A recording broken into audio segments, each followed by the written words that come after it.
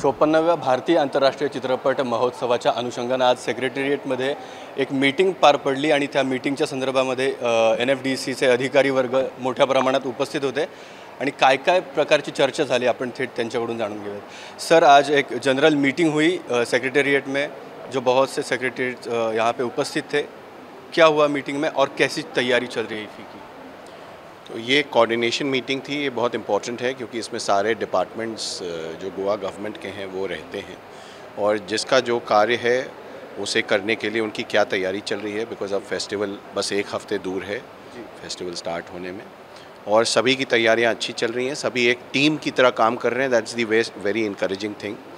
और इस बार फेस्टिवल और बड़ा करने की कोशिश है from ministry information and broadcasting, government of India और ऑल्सो गवर्नमेंट ऑफ गोवा, दोनों के सपोर्ट से the festival is gonna be much bigger और उसकी सारी तैयारियां का मॉनिटरिंग हो रही थी इस कोऑर्डिनेशन मीटिंग में और सारी तैयारियां अप टू डेट है। जी सर, जैसे कि हम देख रहे हैं कि गोवा का एक अलग सेक्शन होता है, उसमें एक ईफी गोवा के जो फिल्म्स होते हैं, रीजनल फिल्म्स, उसको भी बढ़ावा देने के लिए या कलाकारों को एक प्रोत्साहन देने के लिए ईफी में गोवा का एक अलग सेक्शन होता है। इस बार भी वो आयोजित किया जाएगा, उसके बारे में क्या कहेंगे?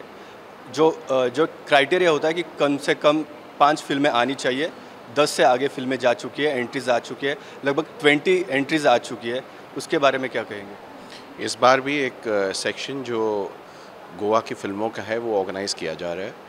इनफैक्ट इस बार सारे जो जितनी फिल्में सिलेक्ट की जाएंगी 5 से ऊपर ही सिलेक्ट की जा रही हैं और जो फिल्में सिलेक्ट की जाएंगी उनका रेड कारपेट भी साथ में किया जाएगा with a lot of cultural this thing. तो इस बार वो सेक्शन भी काफ़ी बड़ा किया जा रहा है। It was a normal coordination meeting.